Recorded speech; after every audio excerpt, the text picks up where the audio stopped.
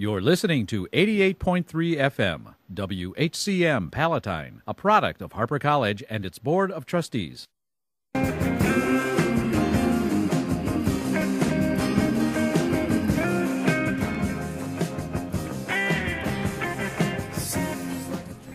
right, welcome back to the show. It's 5:35 on WHCM. My name is Jim Murphy. You're listening to the Jim Murphy Radio Show. And if you were just listening a few minutes ago, having a little trouble with the phone, but I think I've got it cleared up now. So let me please, without any further ado, bring on Krista Jackson. She is a licensed clinical professional counselor, and we are going to talk about psychology for a few minutes. Krista, are you there?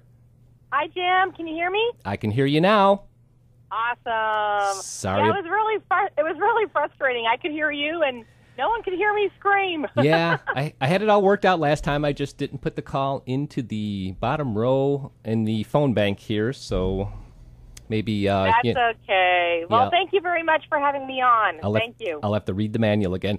So, anyway, last week you talked about the basics of psychology and what psychologists do and what you do and things like that. So, what do you have for us this week?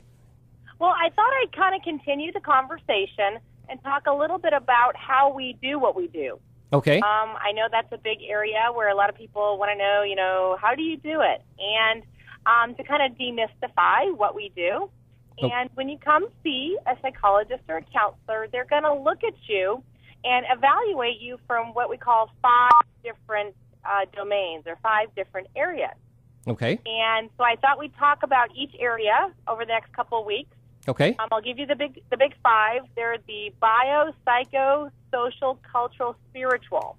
Okay. Model of assessment, which is a big word, fancy schmancy psych term. That means we're going to look at you and see how you function in lots of different areas of your life. Okay. Because it's very important to us. And that's what a lot of people don't realize, is that we actually look at more than just psychology, because everything impacts your psychological function. Right. So I thought I'd talk about today the biology, or the bio part. Okay. Basically your physical health. Okay. And that is an area that a lot of people, especially in our hectic lifestyle and in the way that we eat and in the way that we run here and there and everywhere, that we really do take for granted how much it can impact how we function psychologically. Mm-hmm. And I always find that the number one complaint that I hear from more people and more students is that I am too tired. Right. And I think people are not getting enough sleep, and that's a big, important area for health function. Mm-hmm. Now I remember, and I'm sorry to mean to interrupt you, but I remember that from the class. You mentioned that when I was in the psychology class, and I actually have been making an effort on that to try to set a certain time, every day or every night, that it's like, no matter what I have to complete or whatever, got to go to bed, got to get some sleep. So it is so important. It is probably the number one reason. Well, in fact, right now, driving while drowsy is the number one cause of all traffic incidents. That's more than any other reason combined. We have more people getting behind the wheel that are tired. Either they're falling completely asleep, or they are drowsy and not focusing on the task at hand, which of course leads to, accidents. Which is not a good thing. Not a good thing. So not a good thing at all. And I think that our society right now, everything is geared 24/7, and it really is hard for people to turn it all off and to really focus on that really important need of sleep. And I would say this is the number one complaint I get from students, of course. Right. They're all sleepy in the classroom. Right. And the number one complaint I get from parents is that their children either sleep too much or they fight going to sleep. And it's a huge area. Right. The second area that we look at is your diet. Okay. And of course, that's the area that nobody wants to have examined. Right. Because we all don't eat right. And I'm just as guilty as everybody else as I look over at my McDonald's bag. Right. But it really is important. The old saying, you are what you eat. And that is even more true today since we are also neglecting the third important area, which is exercise. Okay. And there have been many studies that are linking psychological function with exercise. The more you exercise, the better you're going to feel, and the better you feel, the better you're going to feel about yourself and function and work and play and all that good stuff. Right. So diet and exercise, really big pieces, and I know we're all doing the best we can, but we need to do more. Absolutely. And I know that I did pretty well for a while. I mean, I was one who I never had a real particular problem, a weight problem, but there was a time, about maybe 5-6 years ago when I noticed my weight was getting higher than I liked it. And there was a book that I read, I don't know if I mentioned it in class, but it was by Dr. Mark Hyman. It was called Ultra Metabolism. Right. And what his theory was how food talks to our genes and things like that. So I was on that program for a while, and I did notice, I did lose some weight. I kept it off. I had increased energy, which I really noticed the difference from all of the, junk that I was eating. Yes. And it's mostly starting by just things that you can eliminate, things like sodas and sugary drinks and things like that. And the big ones are, no sugar, no salt, no fat, and low protein. Of course, everyone says, what's left? Right. And they're right. There's not a lot left that is fun to eat in the sense of what we like to eat. Right. So you're right. It's really, if you eliminate the bad stuff, most people will notice a substantial difference in their energy level and in how they feel, and of course probably in their waistline. But it's really hard to eliminate those things in our hectic, frantic, everyday lifestyle and life patterns that we presently have. Right. So that's been a big issue, I think, and then of course there are not a lot of healthy options either when you are a very hectic, busy, or even if you do choose to go have a meal in a restaurant, there are not a lot of really healthy options No, there's not. Today. I noticed that the other day when I was thinking of just some place that I wanted to go get something to eat, and I, was real conscious about trying to get something healthy, and it was really difficult to think about a place to go, either a restaurant or, we're so used to fast food that is healthy or is on the list of things that I have chosen to eat when I'm on this plan.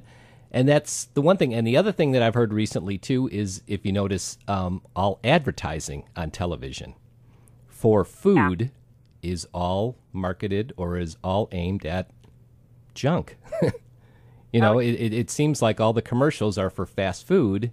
So it's kind of just all so programmed into us that, that's all we see or exposed to or led to is to eat unhealthy foods. Right, and the reality of this is that we could probably eat all of that stuff if we had the activity level to burn it off. Mm-hmm.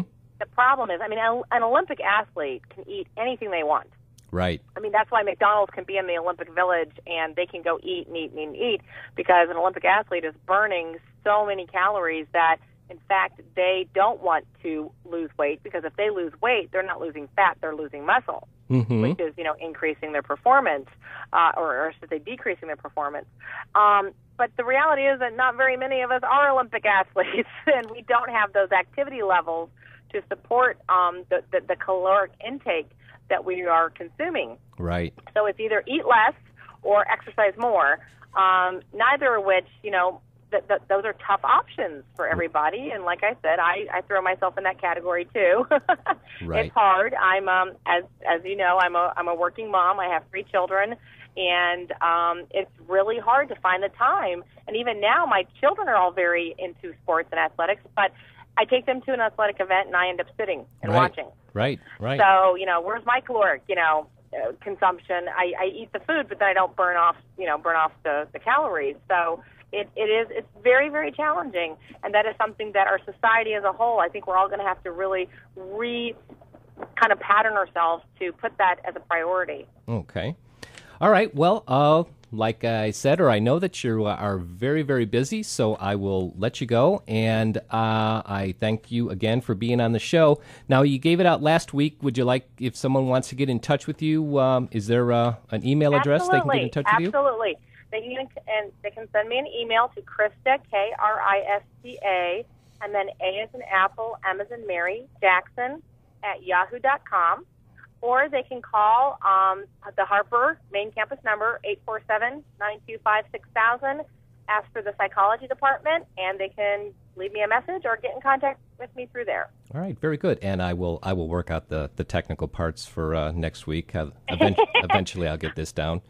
And, thank you for being such a brave soul. And also for the segment, I've been thinking of songs for the segment. I'll just throw a couple out. One first would be Shiny Happy People by R.E.M. I like that song. Okay. That's a good song. Help by the Beatles. That's good. Hyperactive, well, on the negative side, Hyperactive by Thomas Dolby. Okay. And, there's Psycho Killer by Talking Heads, but we won't play that. We'll keep it positive, and we will keep it... Yeah, let's gear towards the positive. Or how about a song that's really high in energy? Exercise. We need a song about exercise. Like I would walk 10,000 miles for you. Okay. I can find that one. I can put that one on. So, but just things that I'm thinking about. So just to motivate people. Absolutely. All right. Well, I will let you go. And thanks again. And we'll do it again next week. Thank you, Jim. It's been a pleasure. All right. Thanks, Krista. Thanks. Bye-bye. Bye-bye. That was Krista Jackson, a licensed clinical professional counselor, and that was our psychology segment for this week. Hope you enjoyed it, and I am going to go into some PSAs, and I'll have some music on the other side. Be right back.